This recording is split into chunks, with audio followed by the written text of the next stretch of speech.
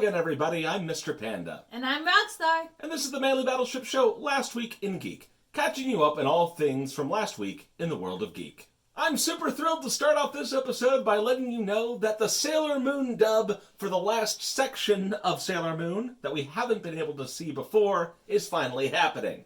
The Sailor Starlights.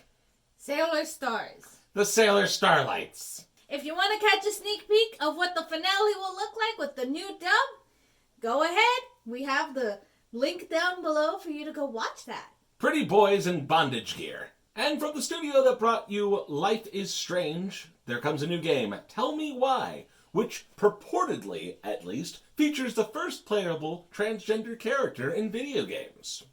It seems like this game will give you everything Life is Strange gave you with, making your own decisions, affecting the plot, and it comes in episodes. Unlike Telltale games, which are gone. I've heard a lot of good things out of Life is Strange. I'm hoping for a lot of good things out of this game as well. And we're getting a new movie for Scooby-Dooby-Doo called Scoob, coming out in May of this upcoming year, 2020, featuring an origin story, which I don't actually know if that's ever happened before in the Scooby universe, but it features a young Shaggy meeting up with a young Scooby and ham-fisting them together because, of course, police chase dogs routinely. There's a rumor that the old actor from the old Scooby-Doo movies got kind of shafted for Shaggy's, I mean, it wasn't really a rumor. He's just come out on Twitter and said he got shafted.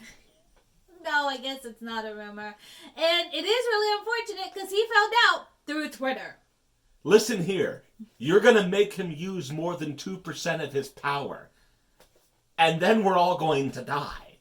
Why would you do this? But watch out, Scooby-Doo! The new Spongebob trailer has inflamed the internet because it holds the cameo for the breathtaking Keanu Reeves. I have no idea what this movie's about. Just know that it has Keanu Reeves in it. It's about a sage made out of sage. Undoubtedly, he also goes to the fair to buy sage. Where were you going with that joke? It felt like a long walk to nowhere. I was going to make a 4chan joke because old memes, but you guys wouldn't get it. The new movie entitled SpongeBob on the Run will also be coming out in May of 2020, if not on the same weekend, at least in the same month as Scoob, possibly having to combat each other for box office supremacy. I'm betting my money on SpongeBob. Nickelodeon versus Hanna-Barbera. Funny thing you bring up Nickelodeon. Sounds like they have a massive deal with Netflix going on right now to revive a lot of their old IPs, including SpongeBob, which doesn't really need revival, but apparently it needs a musical. So, the normal SpongeBob thing. The normal SpongeBob thing, yes. I mean, I'd rather see a revival of something like, Real Monsters. I know they talked about Are You Afraid of the Dark being a potential revival. It's already out, dude. Oh. You're like way behind. We actually... Okay, Boomer. We told them about the trailer. I was talking to myself. You're the one who has the I was just calling it ahead of time. I guess with this... What about Rugrats? I could still... I think... Well, no. Now I'm sad. All grown up? Do you want them to continue all grown up? It wouldn't even be all grown up. They already did all grown up. And now, one of them's dead. I was sad. I didn't want to talk about it anymore. But of course you had to keep pushing it. So now it was Rugrats. It was Rugrats all grown up, even though they weren't actually grown up. They were freaking middle schoolers. But, whatever. So I guess now it'll be Rugrats... Dead and in the ground. Rugrats Gen Y. Capitalize Rugrats OK Boomer. Oh my god, Reptar could have his own brand of avocado spread. Reptar on Toast. The sequel to the epic saga of Reptar on Ice. So this massive deal with Netflix should give Netflix a fighting chance against Disney+. Which incidentally has finally launched, with thousands of titles from the Disney back catalog, including a lot of things that usually wouldn't be available due to the vault strategy that Disney loves utilizing to control supply and demand, like the McRib of media. Though for some reason, this launch did not come without any hiccups, which is odd because Disney has more money than God. I mean, considering Disney was trying to cut down on piracy, it seems a little ironic that one of their first issues is the fact that thousands of accounts were hacked thrown up on the seedy parts of the dark web and were purchased from Auctioned there. off. That's what you get for trying to sell me 3 years of the subscription ahead of time prepaid. Actual piracy. Yo ho, yo ho. It's going to be really great too, because then people are just going to go and watch Pirates of the Caribbean on Disney+. We only have to go to F movies anymore.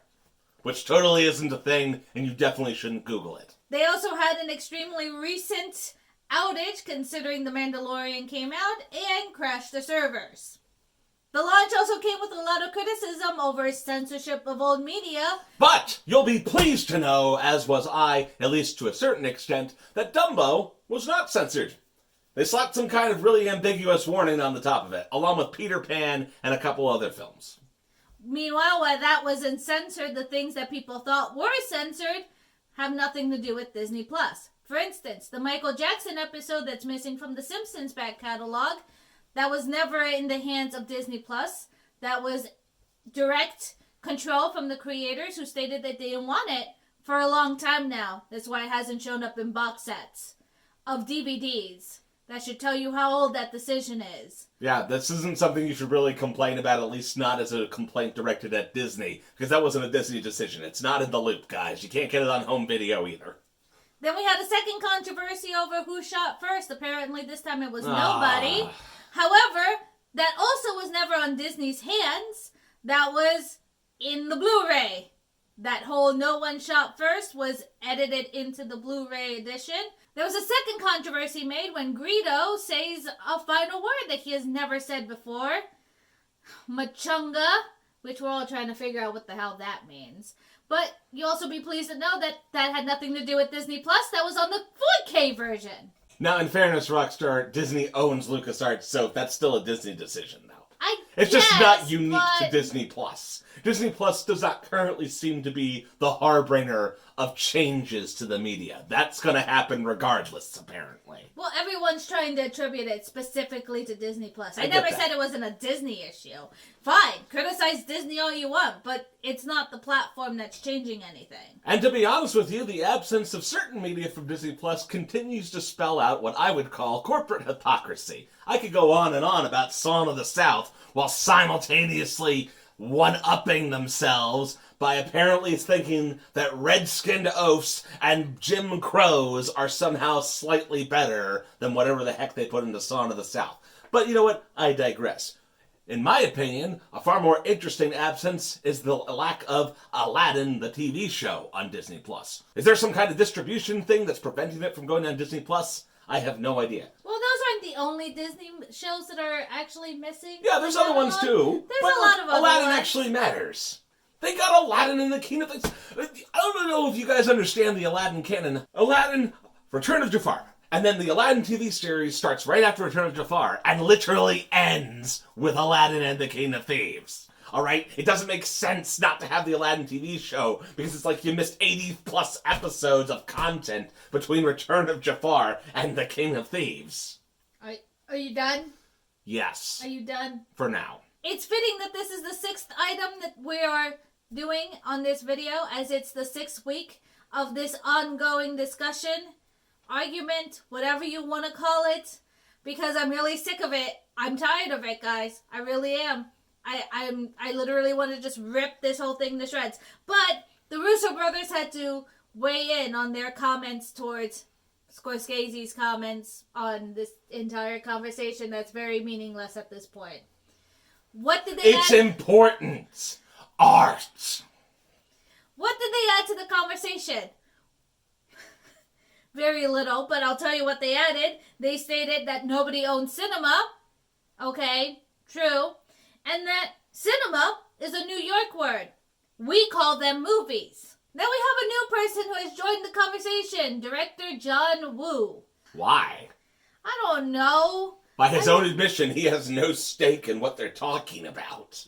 What he has added to the conversation is that he is worried children won't bother discussing or in fact diving into old media or what Scorsese would call cinema, such as things like A Clockwork Orange or 2001: A Space Oddity, otherwise known as really long and boring space opera. Oh wait, is that Star Wars? I don't know. Probably both of them. Wow. I actually don't. Shots fired. I don't like the old Star Wars. Sorry. I thought we were talking about Sorry, Stanley not sorry. Kubrick here. That him too. I mean, in fairness, there's that weird scene that just doesn't play well these days from Stanley Kubrick in 2001: A Space Odyssey. He also said, I am not a sci-fi guy. I don't have that much imagination to create sci-fi movies. I have no imagination.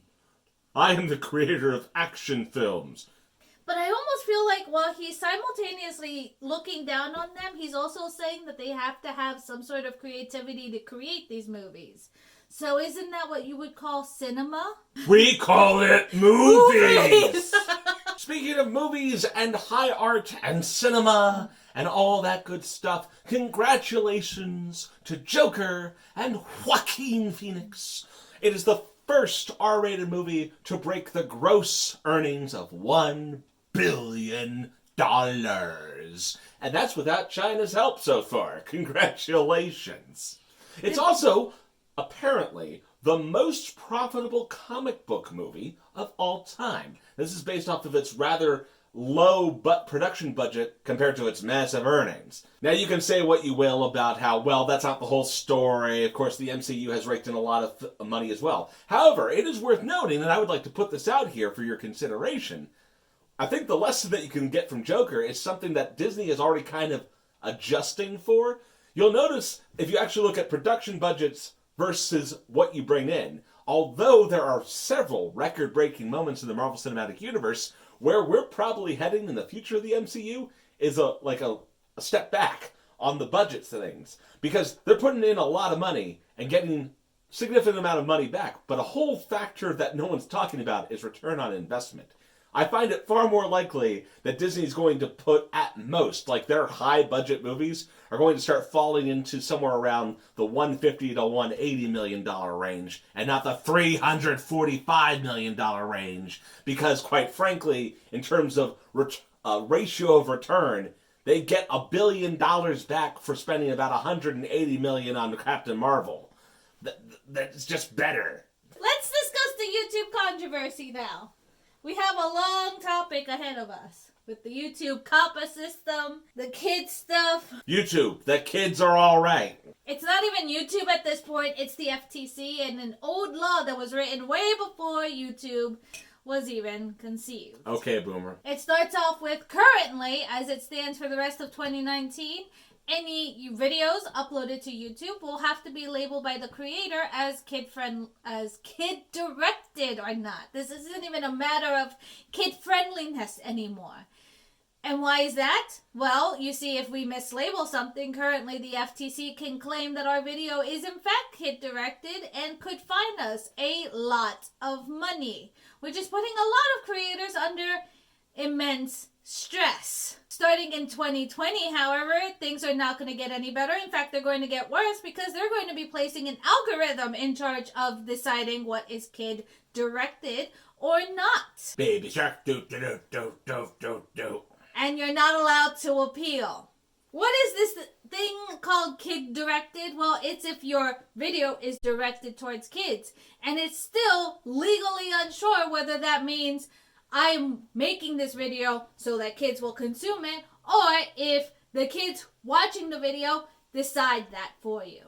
There's going to be a lot of culling in the Fortnite community. There are other problems with your video being considered kid-directed, such as losing your comment section, losing your notifications, losing your community, losing all personal ads, and, in fact, losing the other very important thing for videos on YouTube, the click info cards and the end cards. The best part about this is that YouTube has told us basically they cannot tell us what will be kid-directed and what will not be considered kid-directed. We have to consult a lawyer in order to decide whether or not videos fall under COPPA. Gotta love tort law. It's mostly because the law is poorly worded, as we stated before. This was a law put into action way before YouTube was a thing and was poorly written even for its time. And took about 15 years from the advent of YouTube to actually affect YouTube. Gives you an idea of how ambiguous it was. Child advocacy groups, however, actually state that they feel the law and YouTube are not doing enough to protect their children from content on YouTube. Because parenting isn't a thing. We're not allowed... Well, you see, it's not our fault that they don't use YouTube Kids. It's our fault for showing them Logan Paul. No. The YouTube community has already apologized multiple times for Logan Paul. It sucks. So many YouTubers are going to get affected. We don't even know who's going to be affected after 2020 with that algorithm and the lack of an appeal system. You know, this actually does feel kind of like a replay of the South Park movie, just within the modern digital context. Whose Jewish mother got all up in arms and went against the government? Officially not for kids now, this video. Not unless the algorithm and the FTC say so. Logan Paul, he's a big ass bitch, he's big. I just feel like you are taking the responsibility of the creator and what they want, the vision for their video. You're taking it out of their hands and now putting it into the public and letting them decide. Let's be fair here. Fair and balanced. Well, at what point is YouTube's hands tied on this issue? Because I can understand YouTube's hands being tied, but at this point, we need to change the law. But we have children's advocacy groups saying that we're not doing enough to protect their children. But I feel like, dude, some part has to come from you. If I'm saying fuck on my video and the algorithm and the FTC still decide that my video is directed towards children, I will be fine because I said fuck in a video that I had no intention of showing to children. And I'm not saying YouTube's to blame. I'm just saying that the law is really screwed up and there are groups out there who are shouting out their voice just to show you democracy matters. Like, this is the kind of instance where I say, you know, I get not wanting to get into politics, but you need to shout louder than these parents. That's my PSA of the day. Go out and tell your senator that COPPA sucks and you want it changed to protect creators. This is like net neutrality, but for kids. No. No. This is like net neutrality for adults to protect adults from getting their content fined when the parents should be doing the goddamn parenting. It's all about the children, Rockstar. YouTube is the best babysitter in the world. YouTube is not we the should best just give babysitter all in the children world. Tablets and let them watch. Just continuous continuous all YouTube. safe for kids. This is kid content. That means that they can watch it. So when your kid becomes a flat earther... Nothing but Fortnite. Fortnite and flat earthers. Continuing the trend of not for kids content on this fun show, PornHUB has lost its connection to the PayPal service. It's been discontinued, stranding a lot of sex workers without a means to obtain their revenue from the website. And everyone's scrambling looking for a new way to get it at this point. Honestly, we can't do anything against PayPal. It is in their terms of service in a very vague morality clause, so they could have revoked their right at any point in time. But with PornHUB, there isn't really another good means of getting your paycheck off of the service. And it was done really quickly, really inefficiently, and has left a lot of sex workers without their paycheck last week. PornHUB is trying to find a better streamlined way of making sure their sex workers get paid. But if you do happen to use the service, be extra kind to your sex workers, please. And if you're one of the many people who have been dealing with Windows 10 since its release, you are undoubtedly familiar intimately with Cortana. Sure. Or at least you've shut her off. And Microsoft appears to realize that you have shut her off, because much like Clippy, Cortana appears to be on the way out. For several countries, Microsoft is phasing out Cortana entirely. The United States is not one of those locations, at least not yet. So hopefully we might be able to say goodbye to Cortana ourselves here in the United States, because, quite frankly, who needs another nagging female voice in their life? And our final story of the evening deals with Pokemon Sword and Shield, and a few bits of information that have come out about Game Freak's development of the games. Oh, you mean lack of development? Yeah.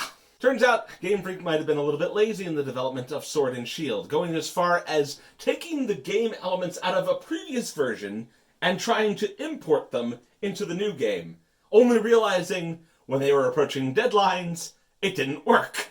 That's no different than FIFA, and with FIFA you have all the bugs in place, not so much with Sword and Shield. I feel like this is a non-issue, because the other issue is the fact that a lot of your original Pokemon will not be in the Pokedex, which created massive issues before the game even, released. A lot of people were not happy about having a complete global Pokedex. Okay. People have cited, going back through all the interviews, that Game Freak never really gave a substantial enough reason, changing their reasoning for each interview for things that, at the time, made sense. And yet, people are still very unhappy.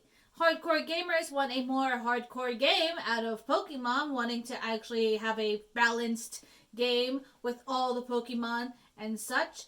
And yet, I say to you guys, this is actually a very non-issue. I get where you're coming from. You want harder games in your franchise that you love. Do you know how Pokemon has earned all their money? By appealing to the next generation.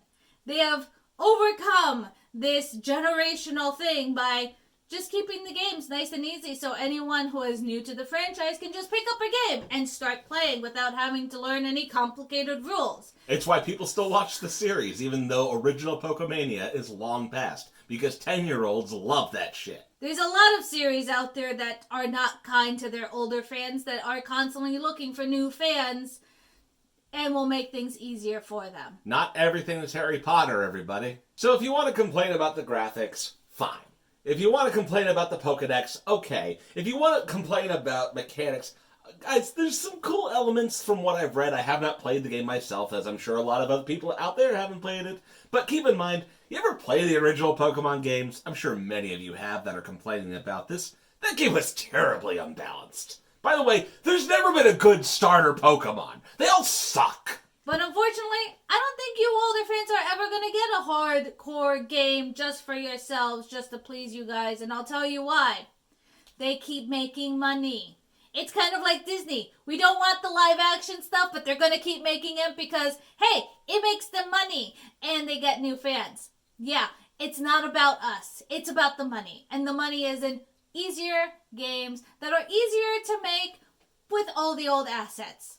They don't care about us. As long as it's new, people will pay to see it. And it doesn't even matter if you boycott it, just like Disney, because they are made too big at this point. Of course, you're more than welcome to share your thoughts on the issue or any of the other stories we covered below in the comments. And in the meantime, click the like button, maybe even the follow bell, maybe click share or copy that link and post it somewhere so that all your friends can know the awesome opinions that we offer for your consideration here on Last Week in Geek, the video podcast from Manly Battleships. So without further ado, ladies and gentlemen, that's all we got. Good night and good luck.